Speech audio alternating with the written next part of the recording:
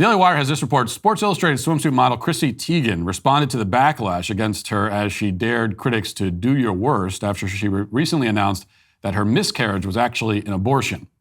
The 36-year-old hit back at negative comments that started flooding the official Instagram account of Glamour, a magazine that published Teigan's comments about the death of her 20-week-old unborn child named Jack. Teigan took a screenshot of many of the responses, with some calling her a drama queen and a liar, and others accusing her of trying to stay relevant.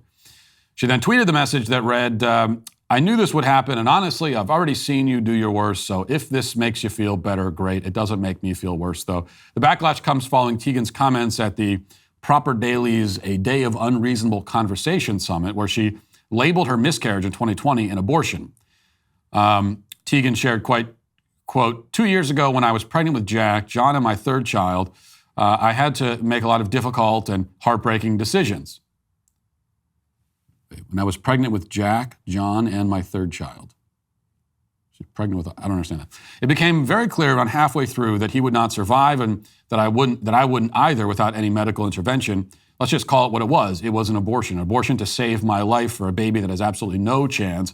And to be honest, I never, ever put that together until actually a few months ago. I told the world we had a miscarriage. The world agreed we had a miscarriage. All the headlines said it was a miscarriage. And I became really frustrated that I didn't in the first place say it was what it was. And I felt silly that it had taken me over a year to actually understand that we had an abortion. So this is a bizarre story in many ways. And let me just say to begin with that, you get this from celebrities all the time, especially from Chrissy Teigan. She kind of specializes in this, where they'll announce something personal about their lives that nobody asked them to announce. They didn't have to say it. But they tell the world, and then people have opinions about it, and they get offended and they play the victim. The thing is, once you have presented something to the world, information you didn't have to present, once you've done that, then people are going to have opinions, because people have opinions about everything. Any piece of information someone comes across, they have a perspective that they bring to it, and they're going to have their own perspective. And so if you don't want anyone's perspective on a personal detail about your life, don't tell anybody. And that's even more the case when you're using something from your life and you're injecting it into a contentious subject like abortion. So you are drawing this connection. You're bringing this up to the public, and then you play the victim and also the hero. Do your worst. Everyone making it's like, what did you think was going to happen? Well, you knew that was going to happen, and it doesn't make any sense. Now, I don't know exactly what happened with this pregnancy and how it ended. I don't know. I wasn't there.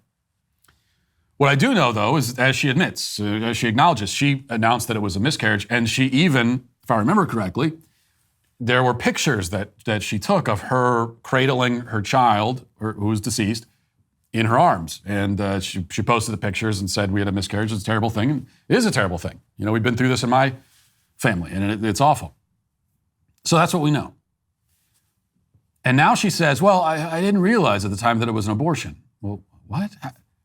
How could you not realize something was an abortion if that's what it was? Because, well, an abortion is the intentional direct destruction of the child. It's like you go in and kill the child. That's what an abortion is.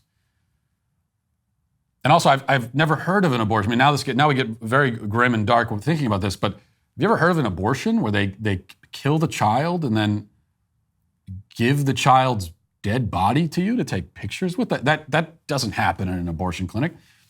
So none of this makes sense. And certainly if you had the child directly killed through abortion, you would know it.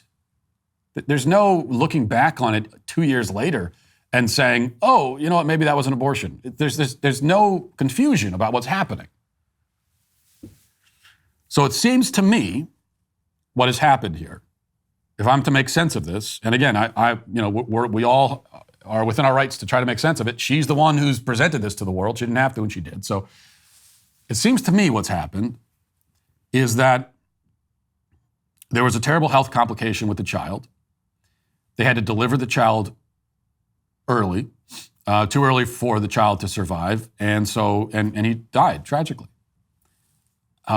It seems like that's what happened, and then that also explains how we had the pictures of her holding the child. But that's not an abortion, though. See, this is the point. That is not an abortion.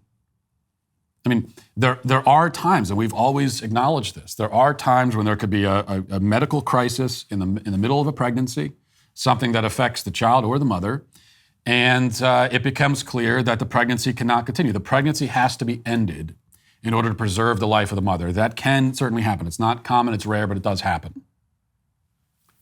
Well, if you end the pregnancy by delivering the child without first killing the child intentionally, that's a delivery. That is not an abortion. An abortion, by definition, is the direct, intentional, physical killing of the child. If that does not happen, then there was no abortion.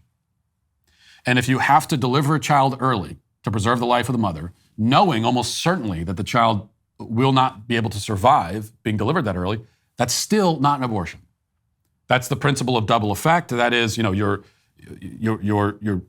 taking an action, you're delivering the child, not intending at all to kill the child, but yet that ends up being a result of that action. But that's not your intention. It's not why you're doing it. You're doing it for a good reason, to preserve the mother's life.